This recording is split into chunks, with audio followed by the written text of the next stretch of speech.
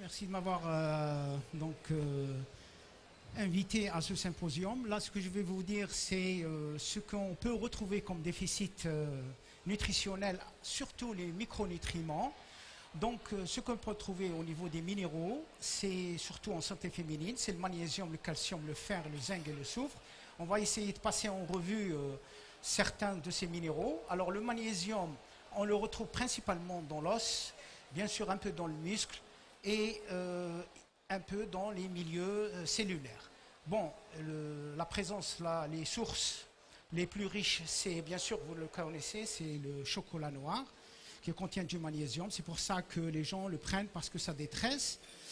Et bien sûr, il y a les amandes, ce que est mentionné sur cette plaque. Alors, il va avoir un rôle important dans l'énergie, donc pour avoir donc de notre énergie. Et bien, dans la structure osseuse. Alors là, les facteurs qui peuvent faire changer le magnésium, vous les voyez bien. Au niveau vert, c'est tout ce qui les stimule, la B6, la vitamine B6. Et en même temps, elle intervient dans la sérotonine. Donc la relaxation, on a besoin de sérotonine. C'est elle qui nous permet la relation entre nous, de nous connaître. Le fer le stimule, la glucide, les protéines. Par contre, les lipides, non, ils l'inhibent. Donc vous avez le calcium, il l'inhibe. Lorsqu'on en mange plus, bien sûr, plus de calcium que de magnésium. L'acidose aussi. On va voir après les aliments qui sont acides. Le stress, c'est pour ça qu'il le diminue, parce qu'il consomme énormément de magnésium. Il est contraire au calcium. Hein. Voilà ce qui est le problème féminin, c'est les œstrogènes, c'est le rôle de la pilule qui diminue les concentrations en magnésium et donc ça nécessite une supplémentation. Et bien les personnes qui font du sport, bien sûr, ça nécessite encore une supplémentation en magnésium. Alors lorsqu'il y aurait un manque de magnésium, eh bien on va retrouver certaines pathologies, certains troubles. L'hypothyroïdie, c'est celle qu'on retrouve le plus chez la femme. Les autres, on peut les retrouver aussi chez l'homme. Mais l'ostéoporose également est liée donc aux carences en magnésium, les caries dentaires également. Alors il y a des preuves bien sûr scientifiques qui ont montré, regardez en 2017, que maintenant on supplémente en magnésium chez la femme qui est en grossesse parce que ça permet de protéger l'enfant et surtout d'inhiber tout ce qui est facteur de stress. Il intervient également au niveau de la sérotonine, ce qui est justement l'hormone de connexion de notre système nerveux central. D'autres travaux ont montré que la supplémentation, elle est très bien pour des femmes qui font une pratique physique. Et donc là, lorsqu'on les supplante, on retrouve qu'ils ont une résistance musculaire meilleure. On retrouve également le rôle du magnésium dans les fractures, donc au niveau de l'os, de la consistance osseuse. Et vous voyez, lorsqu'on supplémente, on fait la DMO, c'est une analyse qui est faite en imagerie médicale qui montre que l'os, il est mieux. Vous avez aussi le rôle du magnésium qui protège contre l'apparition du diabète type 2. Donc ils l'ont fait, c'est une étude, une méta-analyse qui a fait dans tous leurs pays, c'est la Chine, Norvège, Angleterre, qui montre que le magnésium diminue le déficit, enfin surtout l'hyperglycémie. C'est une autre étude qui a montré aussi que le magnésium protège contre le syndrome métabolique. Et donc, lorsqu'il le supplémente, on a une régulation des lipides circulants. Alors le calcium, vous le savez tous, qu'il est beaucoup plus présent dans les produits laitiers, mais aussi dans les amandes. Donc cela dépend de la personne, mais sinon, c'est les fromages à pâte dure qui contiennent le plus. Les besoins, ils sont en bas, on a besoin beaucoup de calcium, 1 gramme. Par contre, le magnésium tout à l'heure, c'était faible. Donc le minéral le plus important dans l'organisme, c'est 1 kg. Nous avons 1 kg dans notre corps de calcium. Par contre, le fer, par exemple, nous avons 10 mg à 20 mg. Donc cela dépend des... Alors le problème du calcium, c'est que lorsqu'on consomme du calcium, il doit être ionisé au niveau de notre estomac par la présence de l'acide chlorhydrique pour pouvoir être pris et absorbé. Alors vous savez, nous avons 1 kg, mais tout ce que vous voyez ici, la calcémie que vous avez dans votre sang, la quantité est très faible, celle qui est contrôlée, c'est à peu près 5%, c'est ce qu'on appelle le calcium ionisé. Mais tout le reste, il est soit fixé à des protéines ou bien directement dans l'os. Donc vous retrouvez du calcium dans votre os, avec le phosphore, il est intégré, il intervient dans la contraction musculaire surtout, Il intervient aussi dans les régulations, dans la coagulation du sang. Alors, pour le dire, c'est important que le consommateur vérifie que certains aliments peuvent inhiber l'absorption du calcium. Vous voyez tout ce qu'on mange comme aliment. Par exemple, vous prenez les viandes. Les viandes, c'est des aliments acidifiants. À la fin, ils vont libérer l'acide phosphorique. Et donc, l'acide phosphorique peut rester en compétition. Les aliments alcalinisants, ce sont c'est les fruits et légumes qui libéreront du carbonate de potassium. Et donc, c'est très, très important que les gens connaissent, qu'ils ne mélangent pas les aliments comme ils veulent dans leur estomac, parce que ça peut bloquer l'absorption de ce que vous voulez absorber, mais ça ne va pas se faire. Donc ici, c'est un indice de Prahl où vous voyez tous les aliments acides, c'est toute la partie droite, c'est-à-dire ça commence des viandes, des fromages durs. Les fromages tendres, fromages régimes, non, ils ne sont pas impliqués. Mais les fromages durs, ce fromage rouge, gruyère, les viandes sont acides. C'est-à-dire vous les consommez, après digestion, ils vont libérer de l'acide. Si vous mangez des fruits et des légumes, après digestion, ils vont libérer des bases. Donc c'est bon. D'ailleurs, les gens, lorsqu'ils mangent des fruits et des légumes, sont meilleurs sur le plan endormissement, par exemple la nuit, sur des soupes. Alors nous aurons donc l'inhibition du calcium ou bien l'absorption, stimulation. La première que vous voyez en mots, pour pouvoir absorber le calcium, il faut arrêter le phosphore, arrêter le fer. Donc le fer ne s'entend pas avec le calcium. On ne peut pas manger un chocolat avec du lait. Non, ça ne marche pas.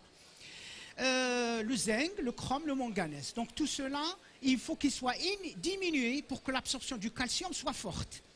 Par contre, le calcium va diminuer si on va prendre par exemple des épinards, la laitue, tout ce qui est végétaux diminue l'absorption du calcium. Par exemple, vous prenez un yaourt, ne prenez pas avec lui une salade. Non, le yaourt, il est seul, isolé, pas avec des légumes dans l'estomac. Non.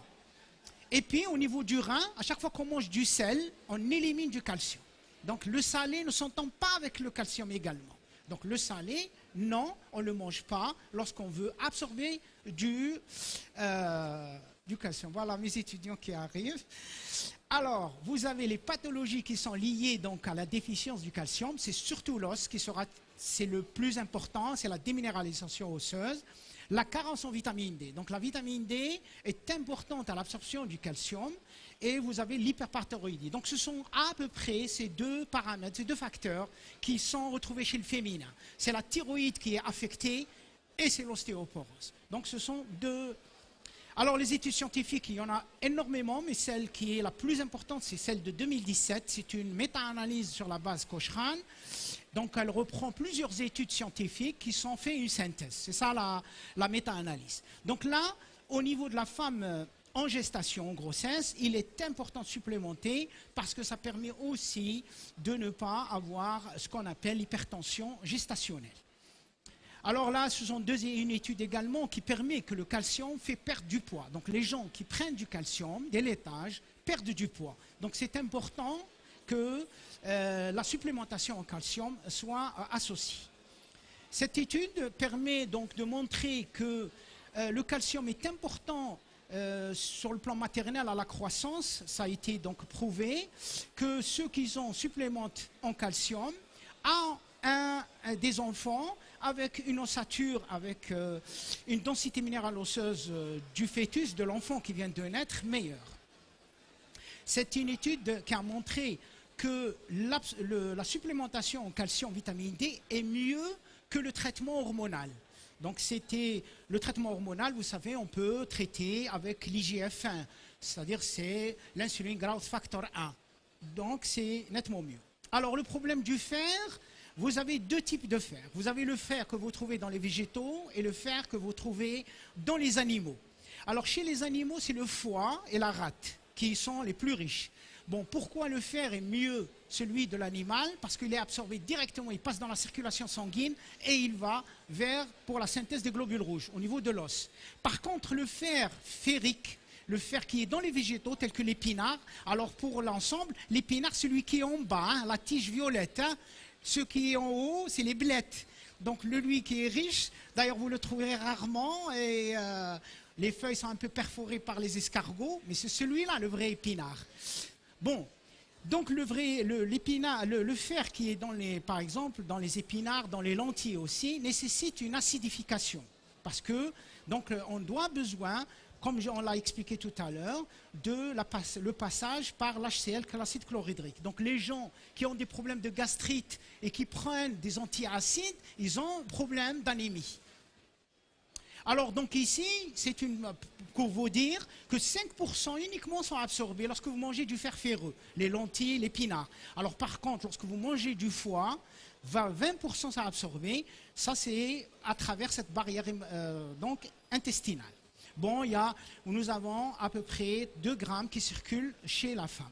Mais au cours de la gestation et des hémorragies, des cycles, on a besoin de rajouter un peu plus de fer. Alors les troubles, souvent c'est les anémies, parce que le fer est important, c'est lui qui fixe l'oxygène, et c'est grâce à lui qu'on a de l'énergie. Donc on va aller dans les cellules, dans les mitochondries, je ne vais pas détailler tout ça, selon ce que j'ai devant moi. Les étudiants, oui, c'est facile. Alors, donc, ce qui est fer, donc vous aurez la même chose, soit que vous augmentez son absorption, ou la diminuez. Bien sûr, le fer, vous pouvez sûrement avoir 100% si vous prenez un jus d'orange. Un jus d'orange, vous avez tout le fer, vous le prenez chez vous. Donc la vitamine C, c'est le puissant des stimulants de l'absorption, le magnésium. Donc le fer s'entend très bien avec le magnésium, donc le chocolat, c'est bon. Le jour même, on prend du fer et du magnésium. Donc l'anémie, c'est normal, lorsqu'on perd du fer, on a besoin d'en prendre. L'activité, c'était l'hepcidine, celle qui permet de prendre le fer de l'intestin vers le sang. C'est l'hepcidine. Alors par contre, le fer, il est diminué si vous prenez du calcium. Donc le lait et le fer ne s'entendent pas. Le manganèse aussi, parce que le manganèse et le fer sont transportés dans le sang par la même molécule. C'est la transférine. Donc la transférine prend le fer, alors il y a une compétition entre les deux. Donc alors, pour pouvoir permettre un, il faut l'éliminer l'autre. Un des deux. Le thé, non, on ne prend pas du thé, c'est connu un petit peu, le thé avec les sources de fer. L'hypoxie, c'est normal lorsqu'il y a un milieu pas oxygéné, c'est dangereux, parce que l'oxygène, il manque et on ramène du fer, on a une oxydation anormale. Et le sport intense. Bien sûr, il y a beaucoup de pathologies qui sont liées à un déficit en fer, c'est les anémies, les gens qui ont des problèmes de gastrite, des maladies inflammatoires chroniques de l'intestin, telles que la maladie de Crohn, le RCH, le rénal, l'hépatique stéatose, ce qu'ils ont. Donc on retrouve chez eux un problème de fer. Donc on doit les supplémenter. Donc vous avez les alcooliques, ceux qui mangent que des végétaux, les végétalismes, pas végétarisme, c'est-à-dire végétalisme, ils mangent que végétal. Par contre, les végétariens mangent quand même des produits laitiers et un œuf. Donc ils sont un peu moins. Et tout le reste, les chutes de cheveux, on retrouve également un problème de fer. Alors les études scientifiques, c'est important. Vous avez donc ici l'iron déficience anémia, donc c'est lié.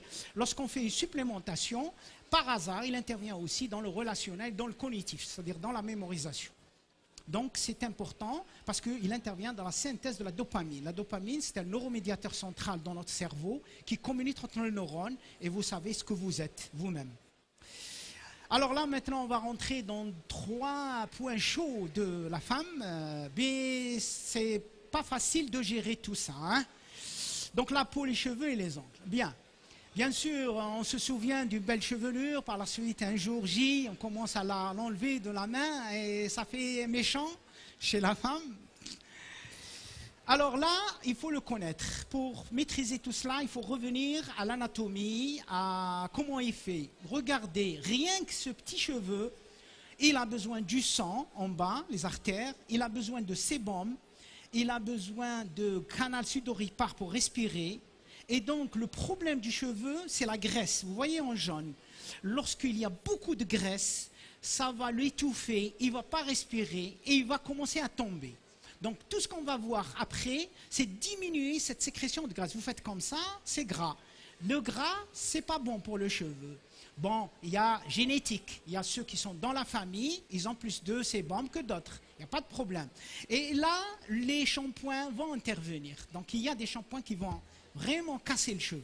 Donc, il faut faire attention. Donc, vous avez plusieurs, soit centrales, soit au niveau du front. Donc, ce qu'on peut retrouver sur la chute de cheveux, c'est la vitamine B8, la biotine. la B6, bon, je vais les passer après, B1, B3, la C et la E. Donc la première, la B8, qui est très importante, on le retrouve beaucoup dans le foie, dans le jaune d'œuf également. C'est pour ça que certains font du jaune d'œuf directement dans leur tête.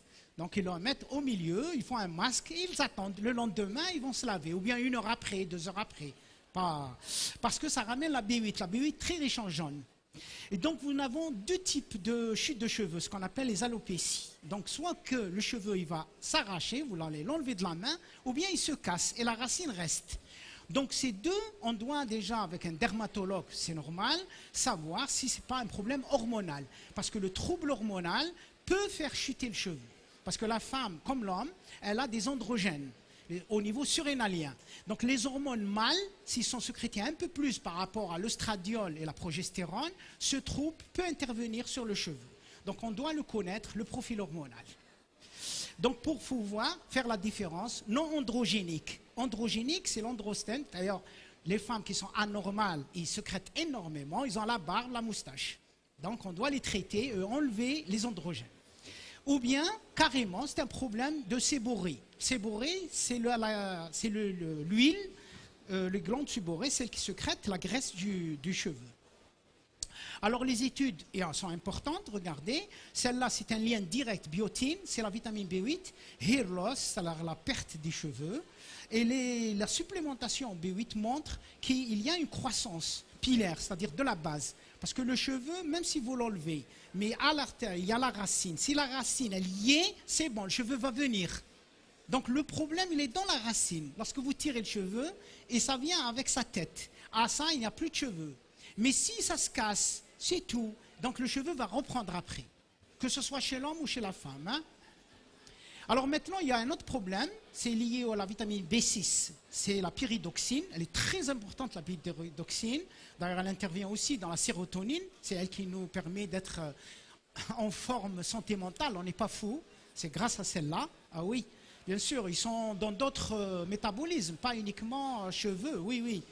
Donc elle intervient dans les dermatites, regardez, sous l'oreille. Donc il faut vérifier si ce ne sont pas des champignons, bien sûr avec le dermatologue, pour venir vers la nutrition. Donc ça intervient avec le zinc. Donc à chaque fois qu'on a du zinc, on a de la B6, ça permet. Alors vous avez le cheveu, il ne va pas être dur, il va pouvoir revenir. Donc il a 2 étapes. La cellule du cheveu, c'est le kéranatocyte. Donc il faut qu'il serve, d'ailleurs la protéine, c'est la kératine. S'il passe vers le stade cornéocyte, il se casse. Donc les vitamines, celle-là, permet de ne pas laisser le cheveu passer du stade kératinocyte vers cornéocyte. Donc elle le bloque.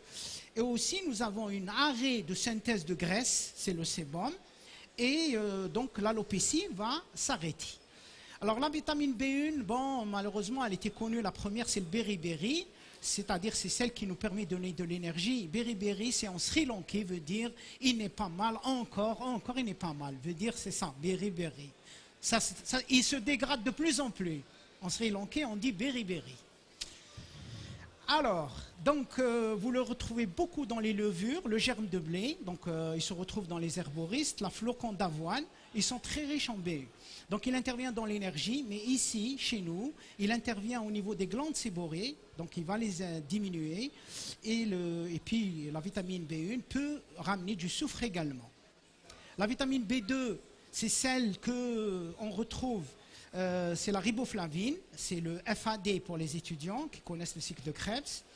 Et vous avez donc la présence, elle est dans levure, le foie aussi. Et s'il y a une déficience, c'est surtout, regardez, c'est des traitements bien sûr cliniques et avec supplémentation B2 ou l'ulcération. Donc ce qui va se passer, c'est surtout au niveau de la peau qu'elle est ulcérée avec des plaques, lorsqu'il y a une carence importante en B2. Bien sûr, on peut doser la B2 dans le sang pour connaître si vraiment le sujet il est déficient. La B3, c'est la niacine, c'est le NAD, nicotinamide que les gens connaissent dans le cycle de Krebs. Donc la première chose qu'ils ont découvert, c'est la pélagre. La pélagre, c'est la desquamation de la peau, vous la voyez, c'est comme un brûlé. C'est comme un brûlé, c'est la même chose. Donc celui-là, il a un manque de B3. Donc par la suite, vous avez les dermatites, c'est-à-dire une desquamation de la peau. Elle peut aller jusqu'au démence parce que le cerveau, il a besoin d'énergie. Lorsqu'on n'a plus de B3, on n'a plus d'ATP, eh bien, Et il y a la première étape avant la démence, c'est l'anxiété. L'anxiété qui commence et après, si on la laisse ou on la laisse, après, ce sont d'autres troubles. Bon, nous avons aussi des problèmes glossites au niveau donc, de la langue, les glossites. La vitamine C, vous la savez, elle intervient beaucoup dans la synthèse du collagène. D'ailleurs, la première maladie qui a été trouvée, c'est le scorbut. Là, vous voyez la gencive, elle est enlevée parce que la vitamine C intervient dans la synthèse du collagène. Le collagène, c'est un tissu qui permet de renforcer les cellules, les tissus entre eux. Et donc là, on n'a plus de synthèse. Et donc, ce sont des gens qui ne mangent jamais de fruits, jamais de légumes. Ça a été découvert sur les gens qui partent en voyage dans les bateaux. Donc, ils ne prennent pas. Et donc, avec 3, 4 mois jusqu'à 6 mois, ils ont ce problème. Donc, le plus riche, c'est le cassis, mais on ne l'a pas. Le persil, mais même s'il en a beaucoup, on ne peut pas manger beaucoup. Mais ce que c'est sûr où il y en a, c'est le poivron. Mais rouge, pas vert, hein, le rouge, qui est le plus riche. Contrairement à ce que les gens pensent, la vitamine C, ce n'est pas dans le jus de citron. Regardez, il y a 53 en bas. C'est plutôt ce que vous grattez. Donc, celui que vous grattez, vous mettez-vous dans les gâteaux, c'est là où il y a la vitamine C. Donc, grattez toujours ne la perdez pas. L'orange aussi, c'est dans le zeste. Les gens pensent que c'est dans le jus. Non, c'est dans la peau. Alors là, la vitamine D, bon, je l'ai mis comme ça n'a aucun lien, la vitamine D, avec la chute de cheveux. Hein. C'est juste pour confirmer que ce n'est pas toutes les vitamines qui interviennent. Alors la vitamine E, par contre, oui, la vitamine E, elle est très importante. On la retrouve donc surtout dans les noix, les noisettes, les huiles, donc parce que c'est une vitamine liposoluble. Si on en manque, ce que j'ai mis, c'est l'anémie hémolytique, très important, parce que ce sont des globules rouges qui vont s'éclater et vieillissement de la peau. Donc ce sont deux facteurs qu'on retrouve chez la femme, qu'il est important. Et au niveau gestationnel, on a besoin de supplémenter en vitamine E chez la femme. Donc plusieurs études, celle-là c'est au niveau du cuir chevelu, l'air, la croissance. Lorsqu'on supplémente ceux qui ont des alopécies, on a une régénération parce que la vitamine E protège contre la graisse, le sébum qui sort de la tête. Parce que lui, il s'oxyde. C'est comme de la margarine, du beurre. Vous faites comme ça, c'est comme le beurre. Il va même sentir. Alors la vitamine E ne laisse pas se dégrader et donc tuer le cheveu. Alors le zinc, soufre, ce sont des minéraux qu'on retrouve aussi. La première, c'est l'orthosalique acide au niveau chez le cuir chevelu. C'est ici, c'est le silicium. Le silicium, c'est aussi un minéral qu'on retrouve manquant lorsque les cheveux se cassent. Mais on ne les tire pas, le cheveu reste dans la main, mais il se casse. Donc la supplémentation permet de maintenir son élasticité. Alors le zinc, comme on en a parlé, les plus riches, bien sûr, sont les huîtres, les coquillages, mais là, c'est le foie qu'on retrouvera. Donc, il va intervenir dans les kératinocytes, vous voyez, dans les cellules du cheveu. C'est lui qui permet. D'ailleurs, pourquoi? Parce que la protéine, la kératine, c'est une chorétine qui est à double hélice. Et donc, c'est le zinc qui tient l'hélice. C'est pour ça que le zinc est important. D'ailleurs, c'est lui qui tient l'insuline aussi. Dans les flacons d'insuline, on retrouve du zinc. Alors, si on en manque, il y a un dessèchement de la peau, les desquamations, les retards de cicatrisation. D'ailleurs, dans les pommades, on retrouve du zinc également. Alors, le soufre, c'est important. Bon, il est ramené surtout source animale, sous forme de méthionine, cystéine, ceux qui connaissent. Donc, il est important parce qu'il va rentrer dans la synthèse du cheveu. Regardez ça, c'est les kératocytes, donc ils vont ramener le soufre pour le mettre dans la kératine. La kératine, elle est en bleu, vous voyez, c'est celle qui tient le cheveu en fin de compte, qui le fait. Donc les sources, c'est surtout les viandes, tout ce qui est animal, donc ils vont nous ramener. Donc si on en manque, eh ben, on aura les gens qui mangent que des végétaux ont une carence en soufre. Alors cette étude a montré que si vous ramenez de la cystéine, parce qu'elle est source de soufre et méthionine, même si vous avez une carence martiale, ça vous permet de régénérer le cheveu. Donc ça aussi, c'est une hair trace element. Donc ceux qui sont liés, les éléments traces, vous voyez qu'on a un ensemble de cuivre, fer, zinc, magnésium qui interviennent dans la synthèse. Et là, cette étude a montré que tous ces minéraux doivent être donnés chez des femmes qui sont en préconception. C'est très important pour eux parce que ça permet, parce qu'on a souvent retrouvé au cours de la grossesse, il y a chute de cheveux. Donc c'est sûr qu'à ce moment, le besoin est augmenté. Donc il y a plusieurs façons de réfléchir. Les gens n'achètent pas les aliments qui contiennent, et ces aliments sont chers. Alors comment vous allez faire? Il faut supplémenter. Vous achetez du foie, le foie est trop cher. Ben, comment vous allez faire? Eh bien vous supplémentez au lieu de rester comme ça. Alors là c'est maternal hair sélénium. Sélénium est très important actuellement, d'ailleurs il est. Et donc ce sont des femmes qui ont avorté. Et ils ont trouvé que l'avortement est lié à un manque de sélénium. Lorsqu'ils les ont supplémentés, ils n'ont plus avorté. Donc le sélénium est impliqué dans les avortements. Alors on passe aux ongles. Donc il y a différentes formes d'atteinte des ongles. Bien sûr, tout ça va être vu par un dermato pour qu'il situe le problème. Est-ce que ce ne sont pas des champignons? Est-ce que ce n'est pas toujours la nutrition? Mais la nutrition va vous aider à améliorer le statut de la santé. Donc le premier, c'est la B8, elle revient parce qu'elle intervient dans la synthèse de la kératine, c'est la protéine du cheveu, et la B6 parce qu'elle nous ramène aussi du soufre avec. Celle-là, c'est une étude qui a montré que l'ensemble des vitamines et minéraux sont importants à supplémenter. Alors vous avez le fer, les minéraux, qui interviennent sur l'ongle. Alors c'est différents aspects. Bon là, ce sont des ongles avec des taches blanchâtres, regardez bien. Donc c'est durant la grossesse. Prégnancy, c'est la grossesse. Donc vous avez une altération des ongles durant la grossesse. Et c'est une étude faite en Turquie, donc où ils ont montré que lorsqu'ils vont supplémenter, donc ils vont pendant la grossesse, il y a une association entre une carence en fer et la présence d'ongles blancs.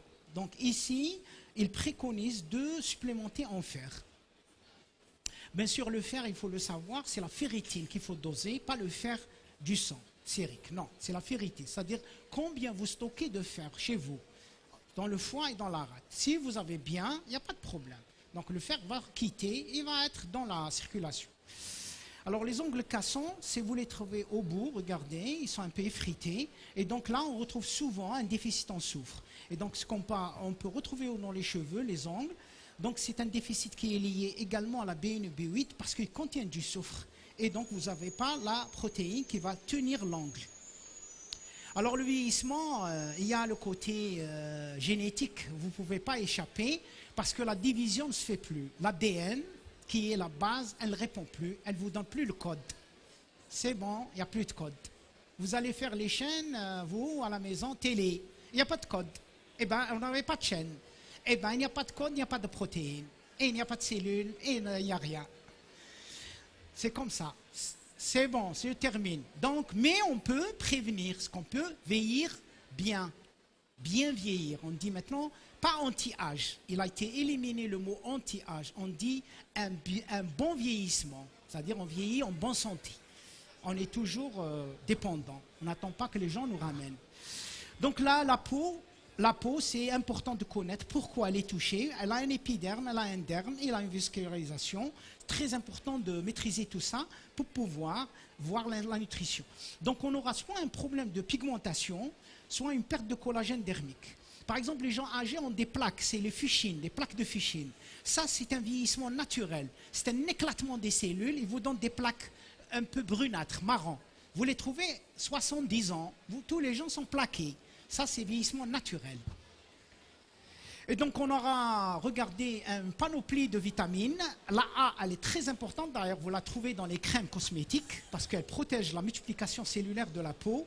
L'œil, il en a besoin. C'est sous forme de bêta-carotène. C'est la kératinisation des yeux. Alors, nous avons des facteurs aussi qui vont intervenir dans les ongles. C'est surtout le sélénium. Bon, bien sûr, sa source est importante dans les poissons. Mais allez-y voir le poisson, combien il coûte. Donc on a parfois besoin de supplémentation. Regardez quand est-ce la supplémentation, elle s'impose. Parce que l'aliment est trop cher et on a besoin. Donc on va se supplémenter. Alors le cuivre est important, donc il intervient dans la synthèse, la pigmentation, l'hypercanthasose. Donc c'est surtout ce sont des plaques qu'on retrouve lorsqu'on en a un manque, mais en général très peu. Le manganèse, si. Parce que le manganèse, il est concurrencé par le fer. Donc lorsqu'on aura besoin de manganèse, on doit diminuer le fer. Et le fer, il faut savoir quand est-ce le supplémenter parce que sinon il devient toxique. Donc il y a des dosages par rapport à les comprimés. Il faut voir combien il y en a. Ce n'est pas prendre comme ça. Alors le manganèse, il est important parce qu'il nous protège contre la dégradation, le stress oxydatif. Regardez, au niveau de l'épiderme, c'est là où il intervient. Le silicium, il intervient également, comme tout à l'heure, au niveau des ongles. Donc il intervient dans la peau, le cheveu et l'ongle en même temps. Et c'est un antioxydant. C'est une influence donc du rétinol, vitamine C. Rétinol, c'est la vitamine A, c'est le provitamine. Par exemple, vous prenez de la citrouille, hein, le kabouya. Ça, elle a vitamine A. Mais nous, on va la faire, vitamine A. On mange la provitamine A, la carotte, par exemple. Donc, c'est important pour la peau. C'est très important pour permettre de diminuer la sécrétion de sébum. C'est une étude qui a été faite entre liaison vitamine E et zinc sur l'acné.